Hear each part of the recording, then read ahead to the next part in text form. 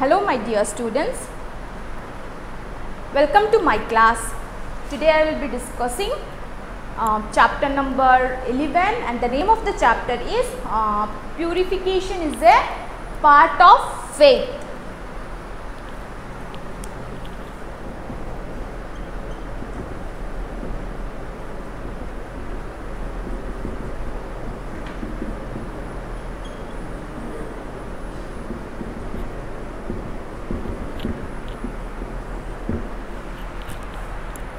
Purification is a part of faith.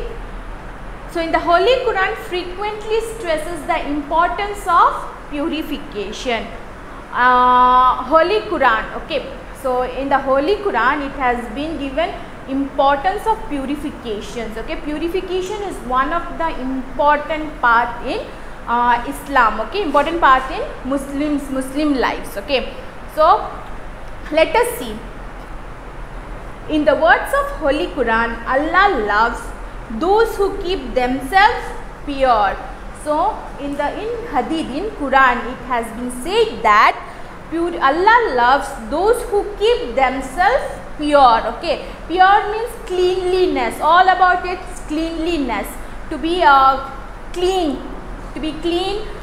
Whenever you go for the salah, not for the salah also, simply you have to be neat and clean. Okay, so it is mentioned, it is specifically mentioned in the Quran that purification is important, is very much important in Muslims' life. Hadith on purification. So let us see the hadith on purification. The Prophet Muhammad sallallahu alaihi wasallam laid a great stress on keeping the body, clothing and house clean. So our Prophet, our beloved Prophet Muhammad sallallahu alaihi wasallam gave very much importance in purifications. Okay, we have to be clean. We should keep our body clean. Not only the body, we have our clothes should also be clean. Our home should also be clean, neat and clean. He especially stressed the cleaning of teeth, hands and hair. He is reported to have said purification is one half of faith. So he has given much more importance in the cleanliness of our hair, nail, teeth. Okay, so before every salah he used to, that means every salah means namaz. Okay, so before every salah he always cleans his teeth with miswak. So he gave importance on cleanliness. And he also said that purification is one half of faith. Okay, we have faith on Allah. Okay, we have the strong faith on Allah. We should believe only on Allah. Okay, so from that faith, okay, one half of faith is said to be a purification. Purification is the key to prayer. Clean yourself, for Islam is cleanliness. The Islam is a cleanliness, to be neat. Islam itself is a cleanliness, to be neat and clean. And purification is the key of what? Key of prayers. Okay, it is a key. The meaning is clear. Cleanliness is a part of faith. A Muslim always keeps himself or herself pure. He often takes a bath. He keeps himself free from all impurities. So Muslims often takes bath and he keeps himself away from all the impurities. All the impurities means all the dirts, impurities all from urines, okay, from cow dungs, from dropping of birds. All these things are impurities. The Muslim always should keep himself or herself away from all the impurities. Okay, since cleanliness is said to be an Islam. Okay, so Islam itself is a cleanliness, to be neat and clean. So not only in Islam, in a normal way also you can say that cleanliness is important part of our life. Okay, we have to be clean to make ourselves from disease free. Okay, so Islam lays importance in becoming in cleanliness. Okay, so other than that also in a human life also, if you see, cleanliness is very much important in our life to keep us away from all the diseases. Okay. He often takes bath. He keeps himself free from all impurities. He knows that his salah is not acceptable unless his body garments and the place where he performs salah are pure. To be able to pray, one must be free from najas. Najas is an Arabic word. Najas is an Arabic word. Okay, so we have to be very much neat and clean to perform our salah. Okay, salah is namaz. Namaz normally we say namaz. Okay, so namaz, when you want to perform salah, we have to be clean. We should be neat and clean for performing the salah. Okay, and the place should also be where we want to pray. Where we wanted to offer our salah, at that place should also be neat and clean. So not only the place and not only our body should be clean, our clothes should also be neat and clean. Okay, we should be away from najas. Najas is an Arabic word which means impure things. Okay, impure things which is not pure. To be able to pray, one must be free from najas. Najas is an Arabic word. It means an impure thing. Najasa means impurity. Najas is an impure thing and najasa means impurity. So you must clean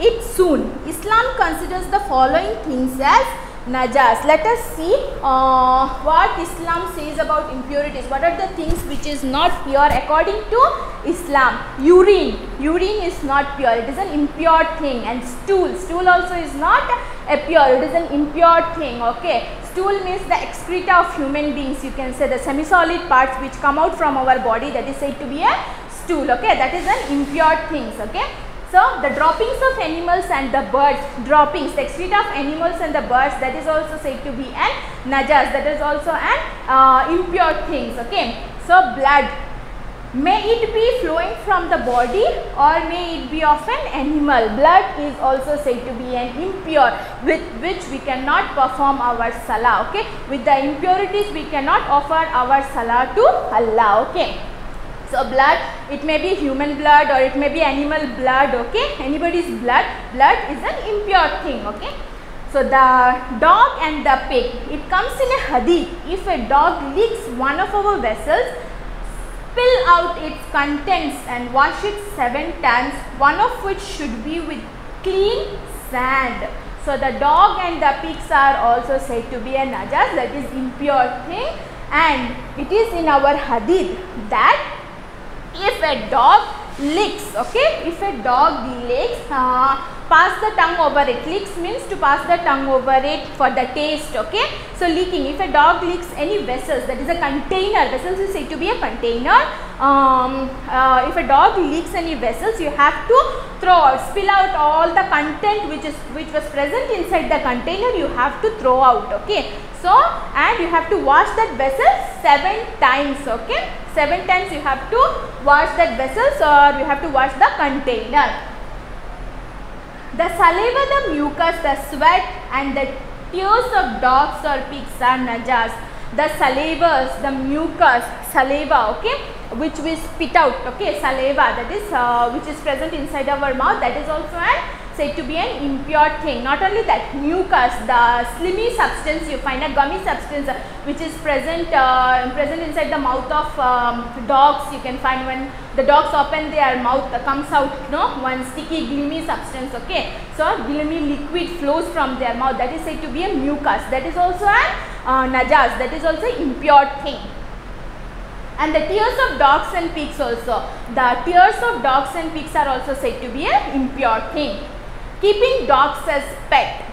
A few Muslims keep dogs as pets without need or benefit. This was forbidden by the Prophet Muhammad sallallahu alaihi wasallam. So it has been said that Muslims keep dogs and pets, okay, without benefit for their simply for the show, okay, without any benefit. If anyone keeps the dogs and pets, it is said to be it was forbidden. Forbidden means not allowed, okay. It is not given permission to keep any dogs and pets unnecessarily for a show, okay. Our Prophet Muhammad saying this one.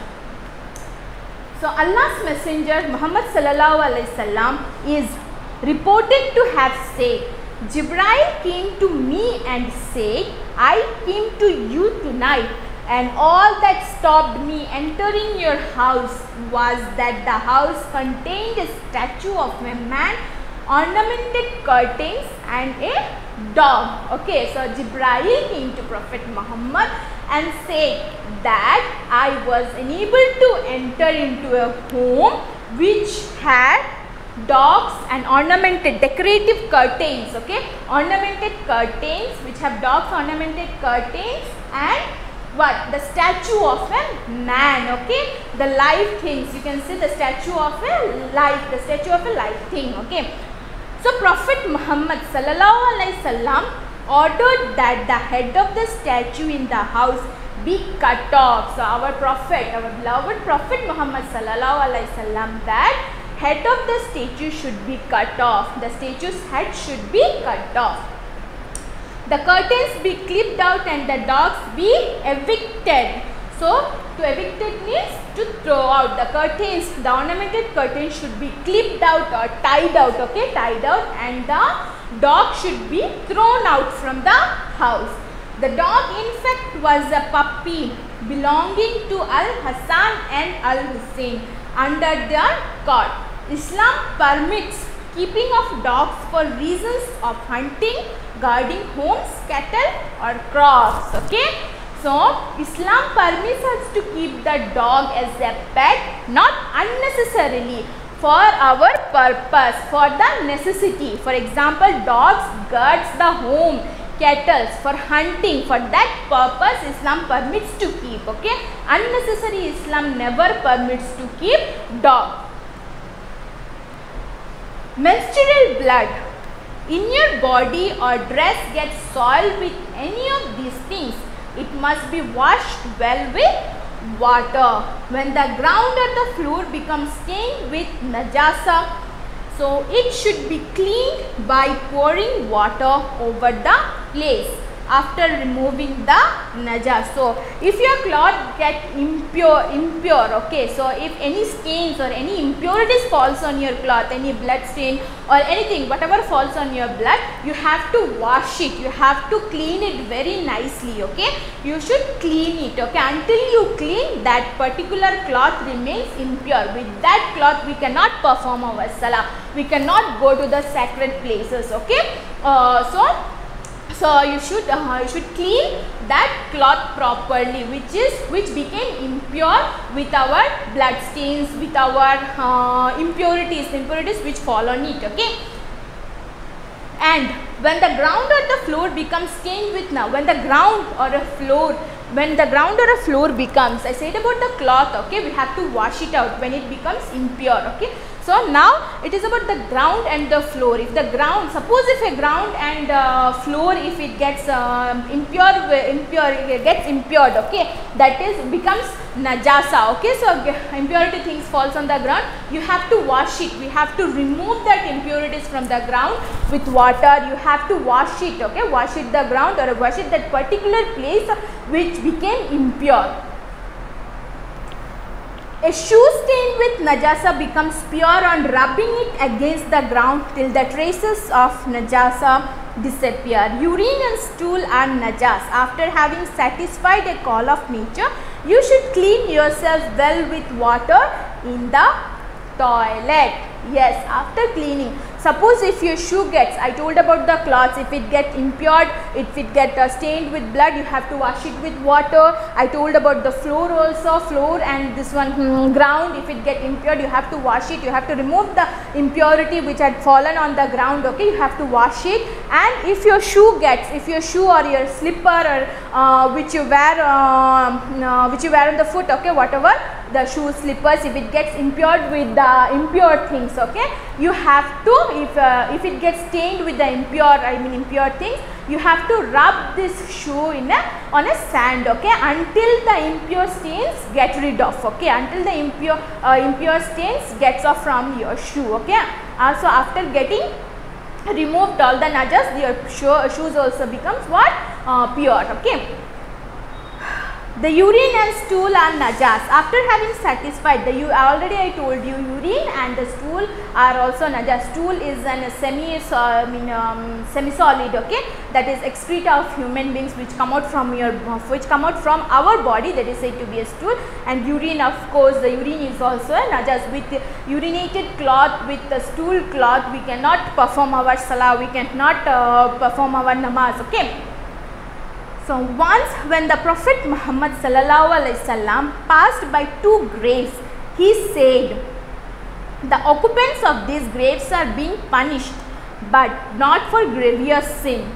One of them carried tails and the other did not keep himself safe from being defiled by urine. So once when our Prophet Muhammad sallallahu alaihi wasallam was passing through the grave, okay, so at that time he saw that two of the occupants of that grave got punished, okay, not because of dangerous, grievous is a dangerous, okay, not because of the dangerous sins, okay, because they were, but because of the impurities and the lies, okay, lies they are telling, okay, the impurities. One of them was punished because of telling, because of carrying the tails, okay, and another one was punished because he was impure, he was defiled with urine, okay. So because of that reason they were punished, not for that any grievous sins, okay. So these were their sins, to be in a impure state, okay, that was their sin, not for any other sins or not for the grievous sins, okay.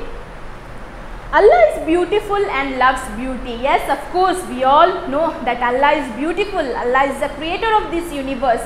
The Allah is one and only our Lord, okay. So he knows everything, okay, he knows everything which is hidden also from others, okay. With his permission only we are moving, with his permission only everything happening in this world. So Allah is beautiful, we know Allah is beautiful and Allah loves beauty.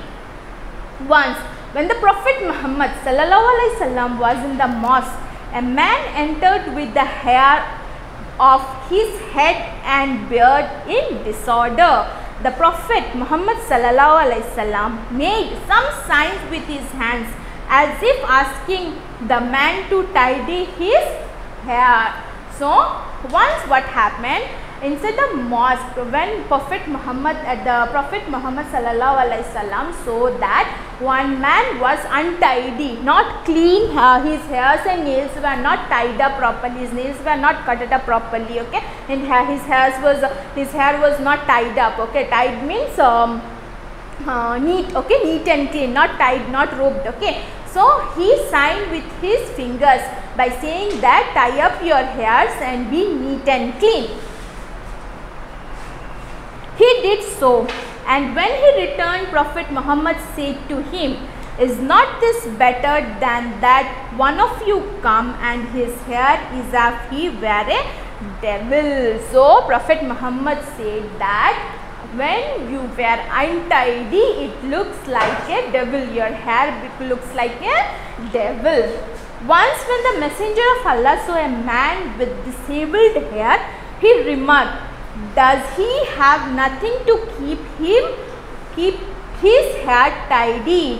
So once when the messenger of Allah saw a man that he is untidy, So he remarked, he said that you don't have anything to tie up your hair, you don't know that you have to keep your hair tidy in a sacred place, okay. So not in a sacred place, everywhere you have to be clean, okay. So you don't have anything to tie up your hair, you don't have anything to become tidy, okay. So on another occasion, a man came to Prophet. He had been wearing a very ordinary and cheap looking dress. So, do you possess wealth? Asked the Prophet Muhammad sallallahu alaihi wasallam. So a man who was wearing a ordinary and cheap looking dress. At that time, Prophet Muhammad sallallahu alaihi wasallam asked that you don't have anything to wear, you don't have a proper dress to wear. Asked them, yes, I have all kinds of wealth. You don't have a wealth. The man replied, yes, I have all the wealth. So he replied, since Allah has given you the wealth, let him see the traces of his favor upon you. Remarked the Prophet.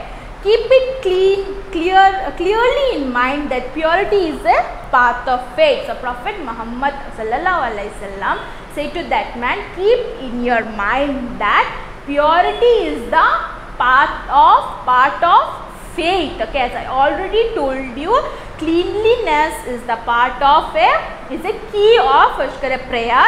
Is a key of prayer, and the cleanliness, purity is the part of one half of faith. Okay, the faith's one half is a cleanliness. Without cleanliness, without a pure thing, without cleanliness, we cannot perform our salah. We cannot ask blessings from salah without cleanliness. Okay. So ghusl, taking a bath. Okay, so taking a bath is said to be everyday you bath, right? So everyday bathing is said to be a ghusl. Ghusl is a religious act of bathing the entire body after a impurity. A person is required to take a complete bath in certain cases. These cases are as follows. Okay. So here ghusl is very much important to clean our body. When we take bath, the water washes, the water which fall on our body, it washes all the dirts which are present on our body, and it water washes all the impurities and it goes down. So ghusl is very much important, but it is very much important in two of the following, two of the cases. Okay, the cases are hayat, menses, and ihtilam, that is wet dreams. Hayat menses is actually an Arabic word. Okay, I'll describe it. Hayat menses means a woman in this condition is called haiz. Okay, while menstruating, women are excused from performing salah. They are also exempted from fasting, but not absolutely. They are required to make up the lost days later on. During their period, women are not permitted to touch the Holy Quran, enter a mosque, or perform the tawaf.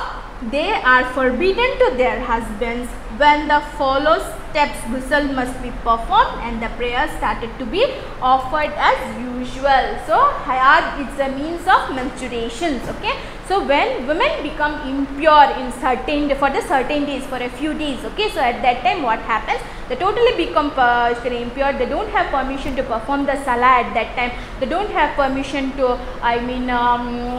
keep rosas in the month of Ramzans. Okay, so but it is not completely forbidden. Okay, so when they get pure, they have to take a ghusl. Okay, they have to bath, they have to clean themselves, and after that, whatever disorders they have done, whatever Ramzans they have, rosas they have broken, that they have to keep. Okay, after getting pure. Okay, next ihtilam, that is said to be an wet dreams. It is also said to be an wet. Ihtilam is an Arabic word. It is English meaning it is a wet dreams. Okay, so boys sometimes ejaculate while they are asleep. A common term for this English is wet dreams.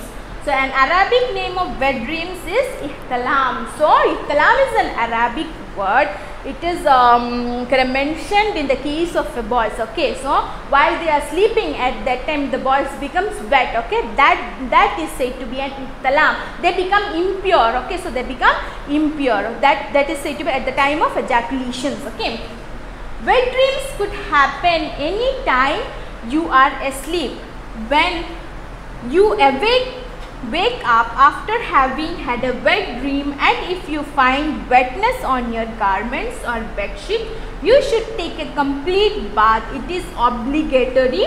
If you wake up to find that you have ejaculated and feel wetness on your bedclothes but cannot recall your having dreamt, or you feel doubtful about it, you should still bath yourself ritually by way of precaution.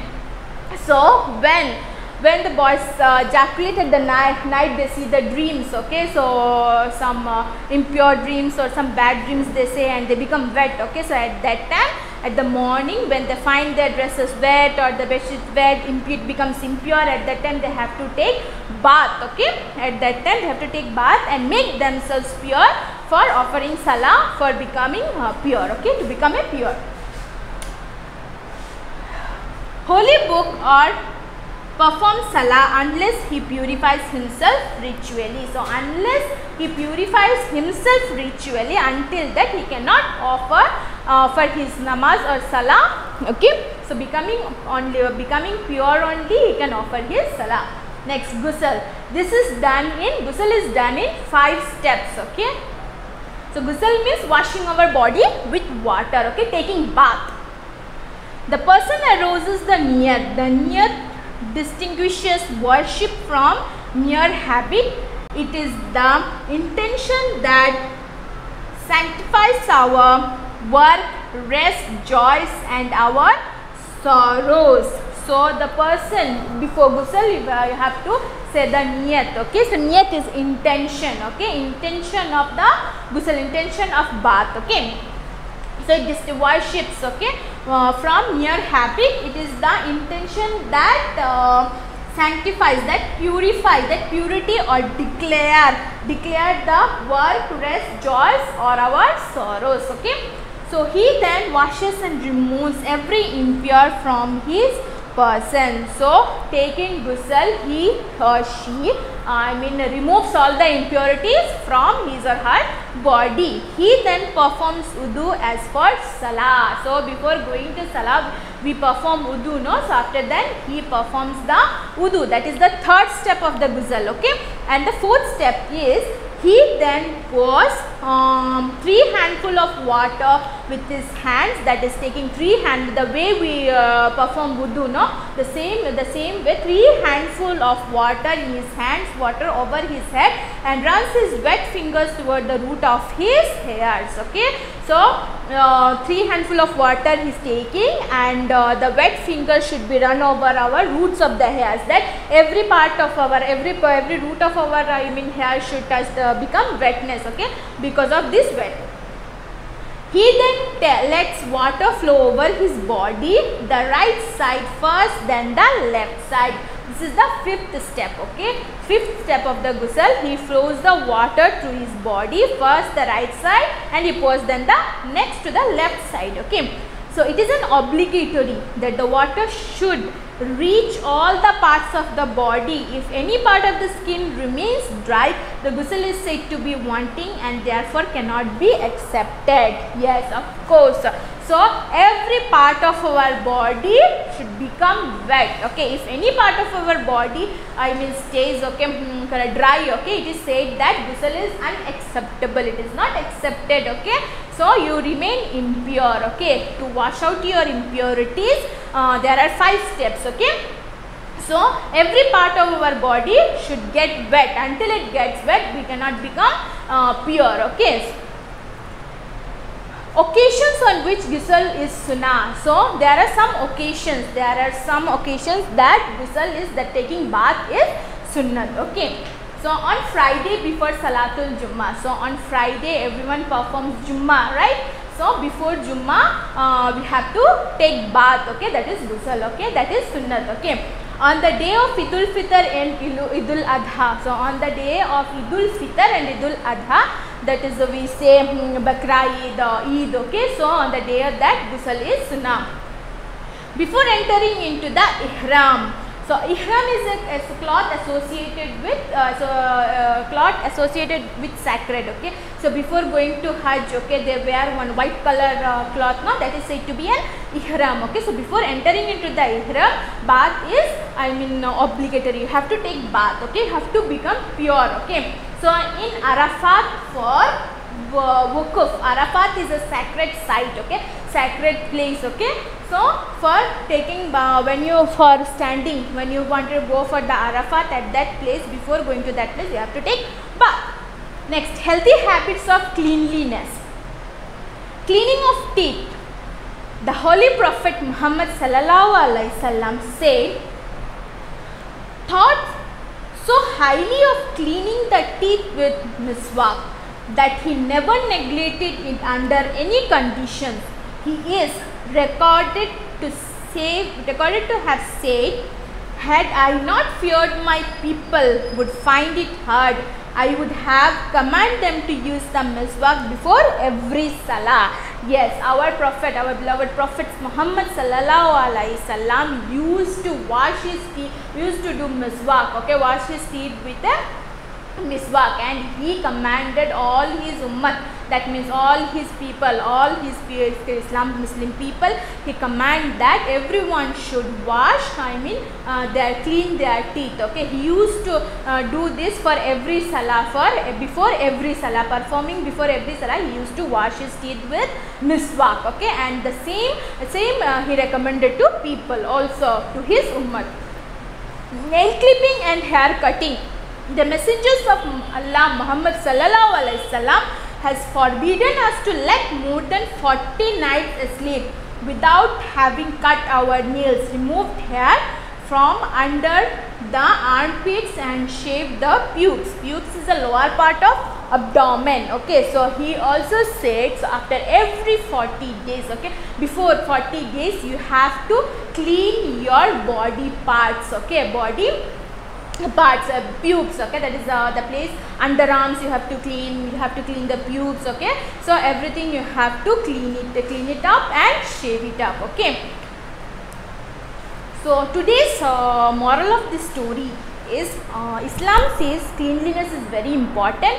Purity is a part of a faith. Okay, in a hadith it is said that we have to be clean, we have to keep our body, clothes, everything clean. Okay, without cleanliness we cannot offer our salah. Okay, so to offer our salah, we to get blessings from Allah, you have to be clean. Okay, so Islam gives much important in cleanliness. Okay, so without cleanliness nothing will happen. So this discussion ends here. If you have any doubt, any comment, you can write it in the comment box. I will surely clarify it. Thank you so much.